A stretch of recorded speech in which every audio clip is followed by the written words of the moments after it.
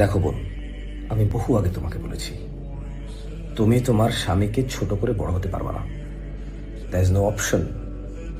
ধরো যে স্ত্রী, তুমি যদি তাকে ছোট করো, তাহলে ওই ছোট মানুষটার স্ত্রী তো তুমি, যে কিনা কাপুরুষ, যার স্ত্রী তাকে যেখানে সেখানে তুচ্ছ করে। চুপ করো, কি বোঝো তুমি? তুমি কথা বলবো না? আমি বলতেছি, তোমাকে কথা বলতে কে বলছে? তুমি এটা পারো না, সেটা পারো না, কিনতে পারো না, তোমার কিনা ঠিক নাই, বেশি দাম নিয়ে গেছে, পচা জিনিস আসছে। So so so so so so so. তুমি চেষ্টা করবা তোমার স্বামীকে যথাসম্মান দিতে। জানি তার ভুল আছে, বাট তার গোপনীয়তা ও দুর্বলতা তুমি প্রকাশ করবা না। খবরদার, তুমি কখনো এমন ব্যবহার করবা না যে সে তোমার চোখে পড়ে যায়। তাহলে ওই নিচ পড়ে যাওয়া কাপুরুষটা আর যাই করুক, কোনো পরিবারকে সুখে রাখতে পারবে না, সক্ষম হবে না, কারণ সে নিজের সুখী তো নাই। তার নিজের ইজ্জত সম্মানিত কোথাও সে টিকাইতে পারে না।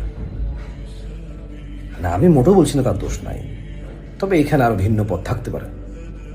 আর আমি ওই ছোট ভাই তোমাকে বলি, তুমি তোমার স্ত্রী, ওর যত্ন না নিয়ে, ওকে অবহেলা করে, তুচ্ছ করে, ওর মান সম্মানের খেয়াল না করে, ওর আবেগ অনুভূতির খেয়াল না করে তুমি নিজে যত্নে থাকতে পারবা না। আল্লাহ সুবহানাহু ওয়া তাআলা ওকে বানাইছে তোমার শান্তির জন্য। তুমি যদি এইটাকে বাদ দিয়ে অন্য কোথাও শান্তি খোঁজো, তুমি শান্তি পাবা না।